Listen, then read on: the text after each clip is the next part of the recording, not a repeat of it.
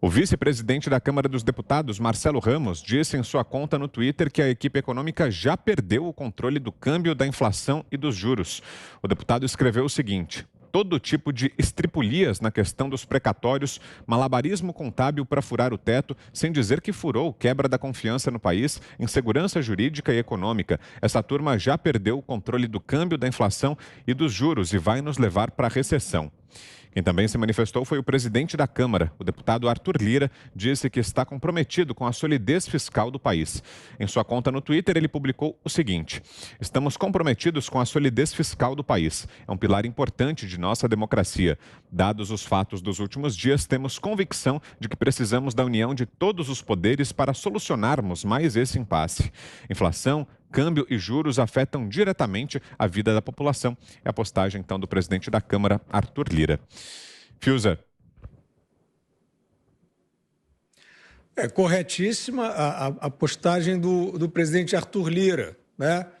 Quando vemos um desvio assim na mensagem dele aqui, essa tentação de desestabilizar que às vezes aparece, nós anotamos.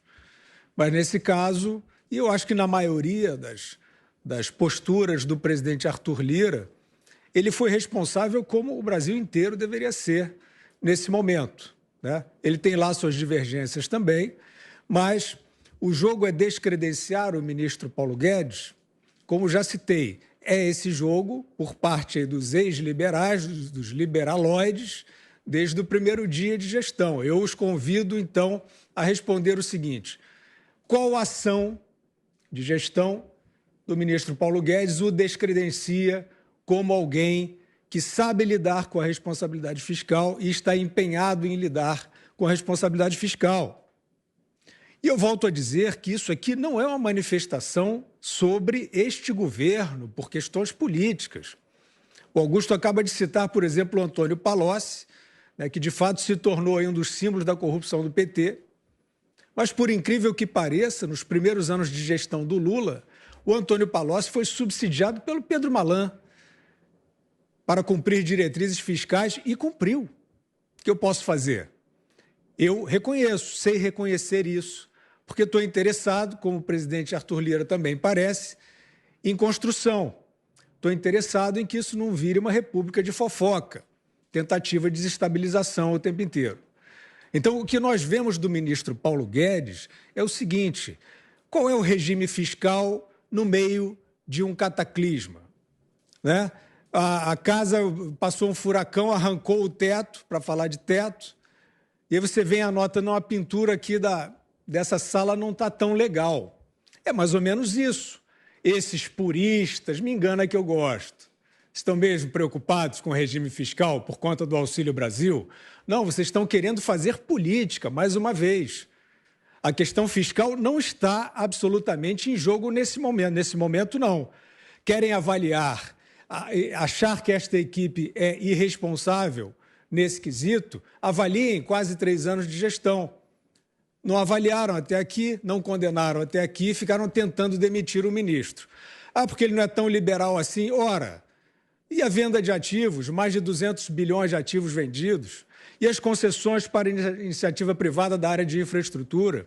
E a lei de liberdade econômica, e a reforma da Previdência, e a privatização da Eletrobras? Eu não estou fazendo aqui um elenco de propaganda de ações de governo.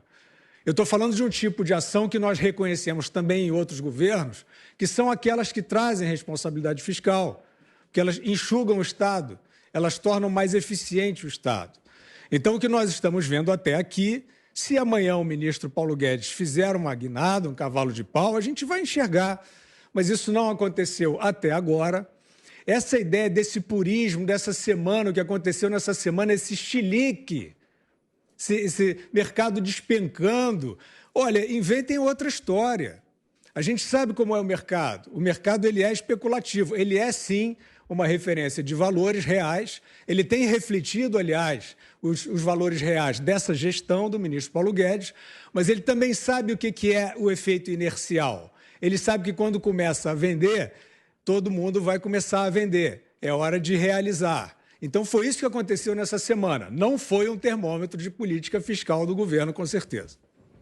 Augusto. Olha, esse Marcelo Ramos é um oportunista vulgar, né? Em 300 desse tipo.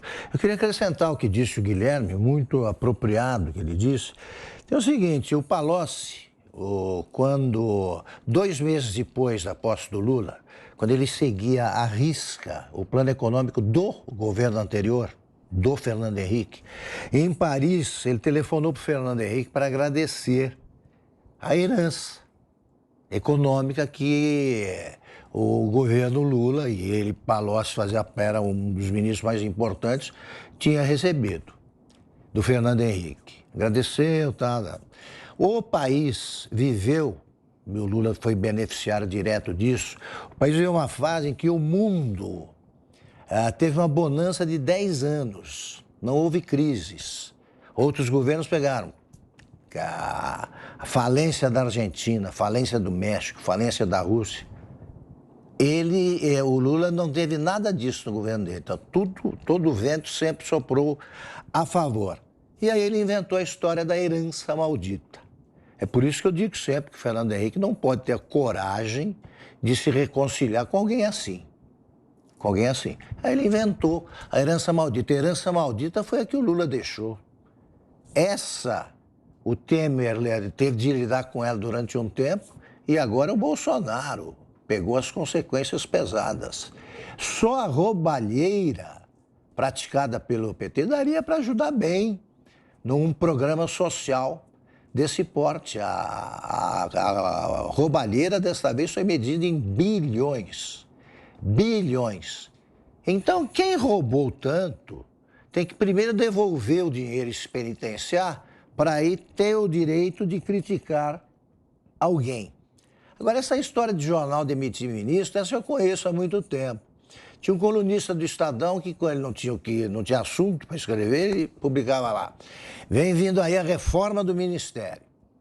Aí passava um mês, vinha o outro, reforma do Ministério, ninguém era demitido. No 10º mês, algum ministro saía e dizia como previmos há 10 meses, o Ministério está sendo reformado e tal. Aí é fácil. Eles dão todo dia a demissão do Paulo Guedes.